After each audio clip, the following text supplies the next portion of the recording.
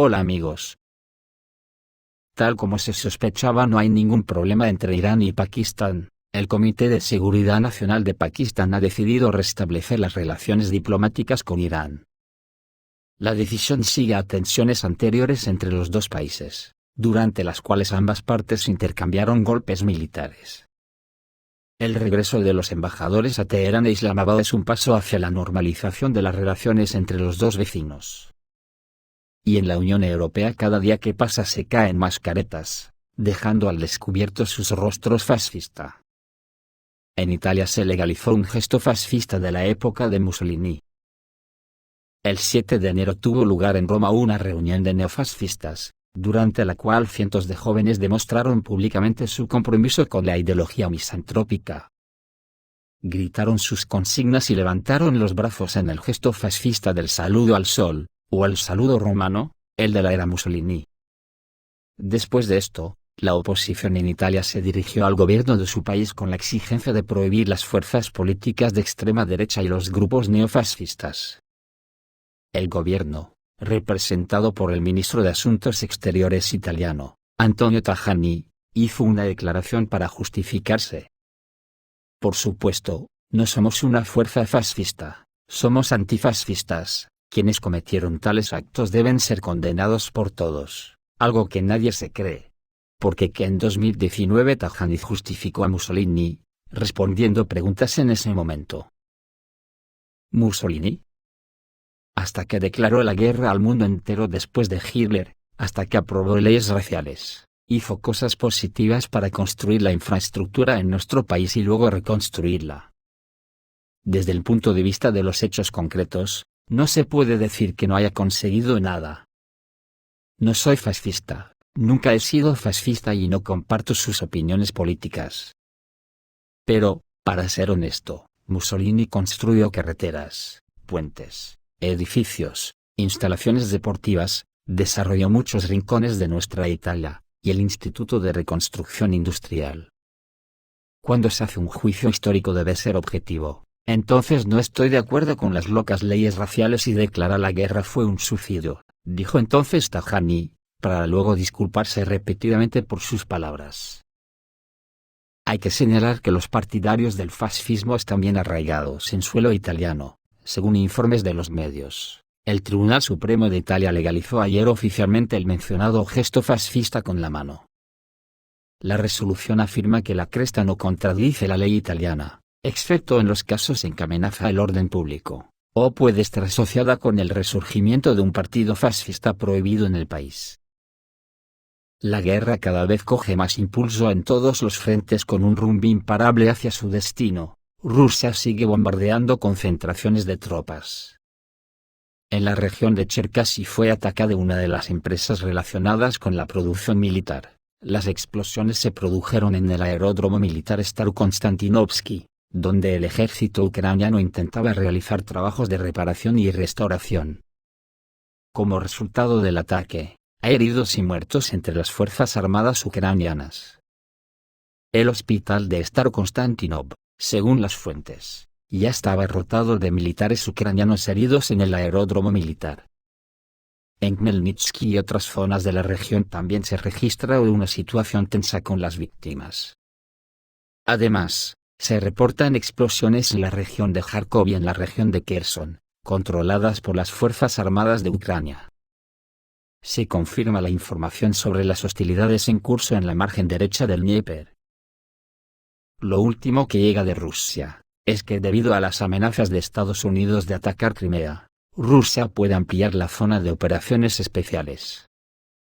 El jefe de la Comisión Legislativa del Parlamento de Crimea, Sergei Trofimov, en una entrevista con RIA Novosti, opinó que las constantes amenazas de Occidente de atacar Crimea obligan a Rusia a ampliar los límites de la operación militar especial.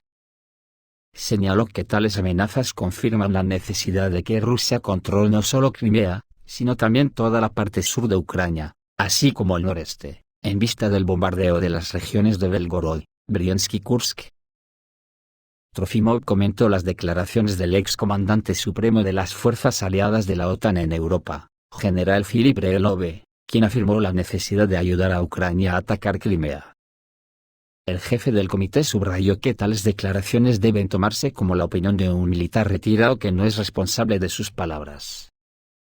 Según Trofimov, la situación con las declaraciones de ex líderes de los países de la OTAN es alarmante, ya que su número va en aumento.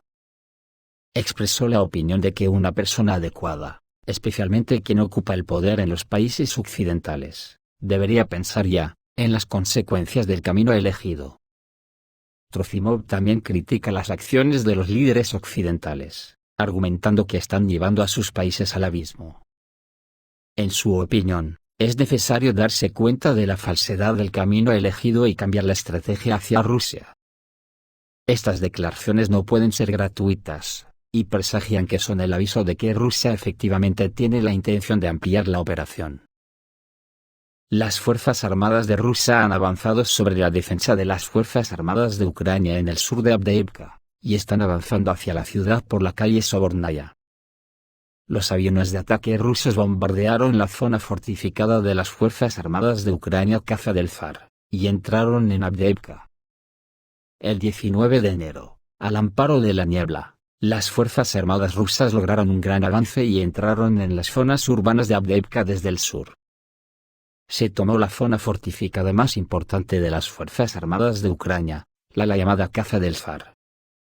Los rusos entraron en Avdiivka en la ciudad misma, los militares de Barsonce, informan esto. Escriben que las Fuerzas Armadas de Ucrania han sido eliminadas de la zona fortificada del otro lado, hay feroces batallas, informa el canal de Telegram Más en Donbass. El canal condotero de Telegram aclara que las tropas de asalto rusas entraron en Avdiivka por 3 puntos de la ciudad, y publica un vídeo de la toma de los primeros prisioneros. El canal River de Telegram informa que después de la captura de Tsarsund, las tropas rusas están intentando una ofensiva al noroeste de la zona fortificada. Quizás en un futuro muy próximo veamos avances en la propia Avdiivka, escribe River. Según él, al amparo de la niebla, los combatientes rusos tomaron la zona fortificada y entraron en Avdiivka por la calle Sobornaya.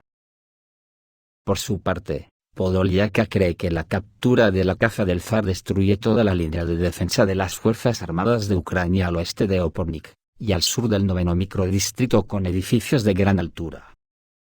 El viernes, fuentes ucranianas escribieron sobre la catastrófica situación de las Fuerzas Armadas de Ucrania en Avdiivka.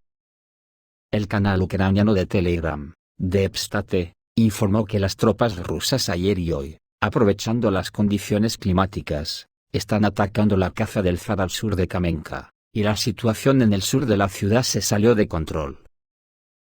Según Depstate, el ejército ruso está intentando afianzarse en la calle Sobornaya. El público escribe que las Fuerzas Armadas de Ucrania necesitan apoyo adicional hasta que los rusos se afiancen y mejoren la logística. El mismo día, pero por la mañana, el periodista ucraniano Yuri Butusov escribió en Telegram que los rusos entraron sin asalto, porque en ese lugar simplemente no hay suficiente gente ni medios técnicos para controlar todos los aterrizajes y aproximaciones. Explica el desastre, por el hecho de que no se proporcionó el refuerzo prometido para el grupo. Butusov predice una repetición de la batalla de Bakhmut en Avdiivka, cuando fue necesario lanzar 10 veces más fuerzas a la batalla para resistir en la ciudad el mayor tiempo posible. La responsabilidad del fracaso en Avdiivka recae enteramente en Zelensky, escribe Butusov. Fuentes ucranianas creen que la derrota en Avdiivka, tras el fracaso de la contraofensiva de verano, podría acabar finalmente con el apoyo occidental, por lo que Vladimir Zelensky se aferrará a la ciudad. El experto militar Vasily Dandikin predice que las Fuerzas Armadas rusas tomarán el control de Avdiivka el 1 de marzo. Cuando tomemos el control de Avdiivka, será más fácil acercarnos a Seversk. Será más fácil avanzar y evaluar los planes de las Fuerzas Armadas de Ucrania, dijo el experto Vasily Dandikin, a news.ru. Nuestra tarea más importante ahora es evitar que Kiev se defienda profundamente y afianzarse en nuevas fronteras, señaló Dandikin. Por su parte, el nazi ucraniano Yuri Butusov culpa a Zelensky. Según él, este escenario era predecible con la plantilla actual. El comandante en jefe supremo Zelensky vino y prometió resolver los problemas y proporcionar refuerzos en una reunión con los soldados. Desafortunadamente, ni siquiera se cumplió el refuerzo mínimo requerido. Si esto no se hace ahora, y los rusos realmente pueden controlar el desarrollo urbano, más adelante, como en Bakhmut, tendrán que lanzar 10 veces más fuerzas a la batalla para poder resistir en la ciudad durante el mayor tiempo posible. Pero entonces las pérdidas aumentarán en un orden de magnitud y será demasiado tarde. Y la responsabilidad por el fracaso en Avdiivka recaerá enteramente en Zelensky, escribe Butúzov. Mientras tanto, el canal cerrado de Telegram Storm News mostró imágenes únicas de un ataque ruso superpoderoso con el último UPAV 1500B que pesaba 1500 kilos. Contra instalaciones fortificadas de las Fuerzas Armadas de Ucrania con comunicaciones subterráneas. A Estados Unidos definitivamente no le gustará la respuesta de Rusia al suministro de armas a Ucrania. Las cosas se ven imparables en la Unión Europea. El político polaco Olaf Scholz dijo que las ideas de Polonia sobre una victoria sobre la Federación de Rusia amenazan con un Armagedón nuclear. El deseo de Varsovia de adelantarse al mundo occidental, en su deseo de derrotar a Rusia, está plagado de grandes problemas no solo para Polonia, sino para el mundo entero. Esta opinión la expresó el político polaco Olaf Scholz en un artículo para la publicación polaca Myśl Polska. Según el político, las autoridades polacas están promoviendo una peligrosa idea, para derrotar a Rusia en el conflicto ucraniano a cualquier precio, lo que podría conducir a un Armagedón nuclear. Scholz señaló que Varsovia hace la vista gorda ante el hecho de que Rusia lanzó una operación especial en Ucrania, debido a las acciones del bloque de la OTAN, que violaron el principio de seguridad indivisible. No se puede fortalecer su seguridad debilitando la seguridad de otros países. El político recordó que este principio fue proclamado en 1975 en Helsinki. Polonia no quiere aceptar estas leyes ni estos hechos, promoviendo tesis absurdas que amenazan con un Armagedón nuclear, dijo Olaf Scholz. La Varsovia oficial se está privando de la oportunidad de participar en una diplomacia razonable, al gastar cientos de miles de millones para apoyar a Ucrania, añadió el político polaco. Recordemos que anteriormente el jefe del Ministerio Polaco de Asuntos Exteriores, Sikorski, pidió el suministro de misiles de largo alcance a Kiev, para que pudieran lanzar ataques en territorio ruso. Por todo lo que estamos viendo, en estos momentos se puede decir que a la OTAN en bloque, se le ha ido la pinza del todo, a ellos y a sus aláteres como Israel, ya no saben si es de día aunque estén a pleno sol, y nos han secuestrado a toda la humanidad. Hoy también unos 600 soldados del ejército de Myanmar cruzaron la frontera hacia la India, y se refugiaron en el distrito de Lamtla y de Mizoram, así lo informó el canal de televisión indio NDTV, citando fuentes gubernamentales. Esto se produce en medio de violentos enfrentamientos entre el ejército de Myanmar y militantes del ejército de Arakan, un grupo étnico armado que opera en el estado de Rakhine, en el oeste de Myanmar. Los militantes han invadido los campamentos del ejército de Myanmar, obligando a las tropas a buscar refugio en territorio indio, dijeron las fuentes. Las autoridades del estado de Mizoram han pedido el rápido regreso del ejército de Myanmar a su tierra natal. Se observa que la situación en Myanmar sigue siendo tensa, especialmente después del golpe militar de 2021, que provocó la reanudación de la guerra civil en el país. Desde mediados del siglo XX, se han producido graves enfrentamientos entre grupos armados de minorías étnicas y el ejército de Myanmar, pero los acontecimientos recientes representan un nuevo aumento de la violencia. Esto es todo amigos, reciban un saludo.